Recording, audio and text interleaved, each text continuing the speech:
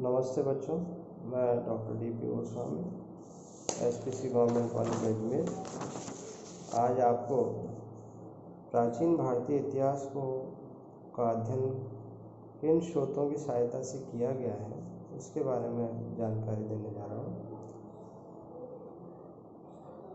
जैसा कि आपको विदित ही है, इतिहास लेखन का सबसे महत्वपूर्ण जो बिंदु है वो ये है कि कोई भी घटनाक्रम को हम तथ्यात्मक दृष्टिकोण से सत्यापित करने के पश्चात ही उस पर लेख लिखते हैं।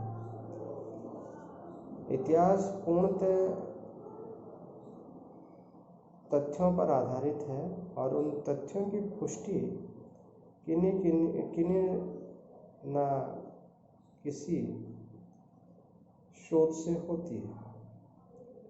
अब मूल प्रश्न यह है कि स्रोत क्या है, स्रोत किसे कहते हैं। स्रोत से तात्पर्य उस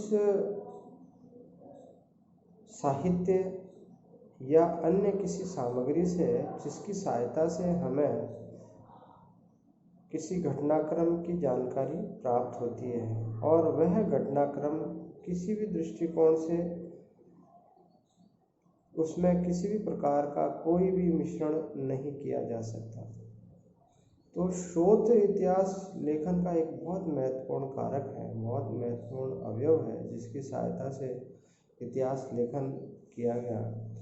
प्राचीन भारतीय इतिहास का अन्वेषण करने पर हम इसको जानने के दो प्रकार के स्रोत हमें मिले हैं, साहित्यिक स्रोत और पुरातात्विक स्रोत। साहित्यिक स्रोत में वैदिक साहित्य के अतिरिक्त अन्य संस्कृत साहित्य, पाली ग्रंथ में रचित साहित्य, प्राकृत ग्रंथ में रचित साहित्य और अन्य साहित्यिक स्रोत आते हैं। इसमें विदेशी लोगों के वृत्तांत भी है, विदेशी यात्री जो प्राचीन काल में भारत में यहाँ के व्यवस्था का अध्ययन करने के दृष्टिकोण से आए। विशेष रूप से चीन के जो यात्री थे जो भारत आए, उन्होंने जीवंत वृत्तांत लिखा अपने पुस्तकों में।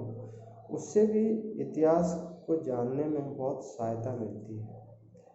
वैदिक साहित्य मूलतः प्राकृतिक रूप से, यानी कि इनकी जो प्रकृति है लिखने की, वो धार्मिक है, धार्मिकता के आधार पर लिखा गया है।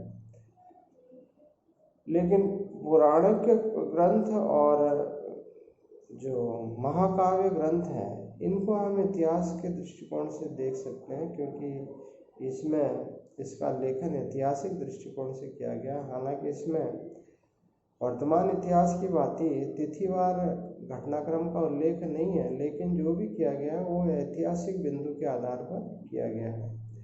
इसके अलावा जो पौराणिक ग्रंथ है उसमें मूलतः अनेक राजाओं की वंशावलियों का और उनकी उपलब्धियों का उल्लेख मिलता है। लेकिन दुर्भाग्य से वर्तमान काल की भांति जिस प्रकार से इतिहास हम पढ़ते हैं उस तरह से इसको क्रमबद्ध रूप में नहीं लिखा गया, यानी कि तिथिवार नहीं लिखा गया। आपको जानकारी देना चाहता हूँ कि वर्तमान इतिहास लेखन हम हेरोडोटस द्वारा चलाई गई पद्धति के आधार पर अध्ययन कर रहे हैं। हेरोडोटस ने जो इतिहास लिखा उसको तिथिवार घटनाक्रम के अनुसार उसने लिखा और इस तरह से एक विधि विधान से उसने इतिहास लेखन प्रारंभ किया। लेकिन भारतीय जो लिखते थे उसमें धार्मिकता, सामाजिकता और सांस्कृतिकता का मूल भाव होता था। तो इस तरह से दोनों में मूल अंतर यह है। वैदिक साहित्य से तात्पर्य चारों वेद, जिसमें ऋग्वेद, सामवेद, यजुर्वेद और अथर्ववेद आते हैं, के अतिरिक्त अन्य ब्राह्मणिक और उपनिषदिक ग्रंथ इत्यादि भी आते हैं। वैदिक जो भाषा थी वह मूलतः संस्कृत में थी। इसके अलावा ये जो साहित्य है ये धार्मिक और सामाजिक रीति रिवाजों का उल्लेख करता है। इसमें राजनीतिक दृष्टिकोण से नगण्य के बराबर लिखा गया है। इसके अलावा वैदिक साहित्य को जानने के दृष्टिकोण से 6 वेदांग है जो मूलतः निम्न है। शिक्षा, कल्प। शिक्षा से तात्पर्य भाषा को किस तरह से समझना, कल्प से तात्पर्य किस प्रकार के रीति रिवाज होंगे, व्याकरण से तात्पर्य भाषा को कैसे जाने, भाषा का विधि क्या है, उसको किस प्रकार से समझा जा सकता है। निरुक्त यानी कि ईश्वर के बारे में जानकारी। छंद यानी कि ज्योतिमिति का इसमें ज्ञान दिया गया और ज्योतिष इसमें भविष्य के बारे में बताया गया है। यानी कि 6 जो वेदांग लिखे गए हैं ये बिल्कुल वैज्ञानिक पद्धति के आधार पर लिखे गए हैं और इनका अध्ययन बड़े रोचक ढंग से किया जाता है।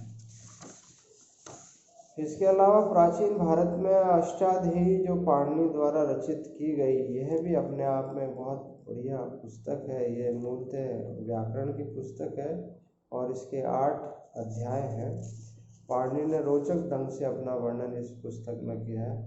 इसके अलावा वैदिक उत्तरोत्तर जो साहित्य है इसमें ब्राह्मण ग्रंथ, आर्यण ग्रंथ और उपनिषद आते हैं, उससे भी इतिहास की जानकारी मिलती है।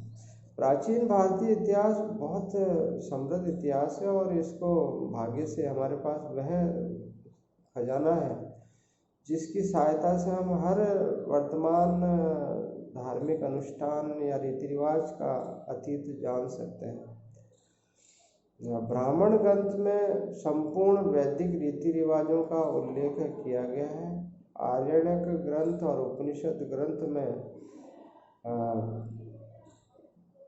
दर्शन तथा आध्यात्म का उल्लेख है।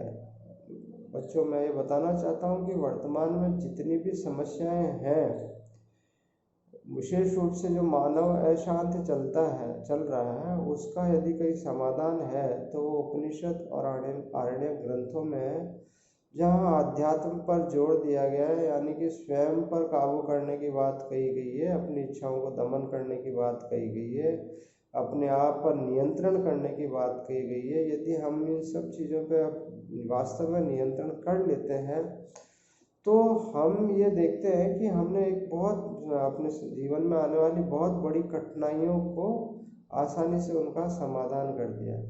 वर्तमान विश्व की सभी समस्याओं का यदि कोई निदान है तो वह आत्मनियंत्रण है, जो वर्तमान में व्यक्ति खोता जा रहा है, विशेष रूप से भौतिक सुख सुविधाओं की लालसा के कारण। यह इन सब का उल्लेख हमारे आरण्यक और उपनिषद ग्रंथों में लिखा है कि किस प्रकार से हम अपने आप पर नियंत्रण करें। इसके अलावा प्राचीन भारत को जानने के दृष्टिकोण से पुराण लिखे गए हैं जो मूलतः ऐतिहासिक उल्लेख करते हैं। इनकी संख्या 18 है और ये विभिन्न घटनाक्रमों का उल्लेख करते हैं। इसके अलावा रामायण और महाभारत प्राचीन इतिहास के बारे में हमें काफ़ी कुछ बता देते हैं। प्रारंभिक जैन साहित्य जो है प्राकृत भाषा में लिखा गया है और बौद्ध साहित्य पाली भाषा में लिखा गया है। इस तरह से प्राचीन भारत में चलने वाली 3 भाषाएं, संस्कृत, प्राकृत और पाली भाषाओं से भी इतिहास की जानकारी मिलती है। आपको जानकर हर्ष होगा कि अशोक ने जितने भी अपने अभिलेख खुदवाए हैं या लिखवाए हैं वे पाली भाषा में लिखे हुए हैं और इनके अभिलेखों को प्राचीन भारत में पहली बार क्रमबद्ध रूप से इतिहास लेखन की मूल सामग्री के रूप में स्वीकार किया गया है। इसके अलावा प्राचीन भारत को जानने के लिए अनेक पुस्तकें हैं जिनमें से मूलतः जातक कथाएं हैं जो विष्णु शर्मा द्वारा लिखी गई हैं। उसमें बौद्ध धर्म के प्रवर्तक भगवान बुद्ध से जुड़ी हुई अनेक कहानियां हैं। इसके अलावा धर्मशास्त्र और स्मृति ग्रंथ हैं जिसमें आम जन के नियम कानूनों का उल्लेख है कि वो किस प्रकार से किन नियमों का अनुपालना करके अपने जीवन को जिएंगे। इस तरह से प्राचीन भारत को जानने के अनेक स्रोत हैं जिसको मैंने आज आपको एक भाग में समझाया है। इसी को मैं आगे अगले अपने व्याख्यान में इसके आगे और इसी को एलोबरेट करूँगा। धन्यवाद।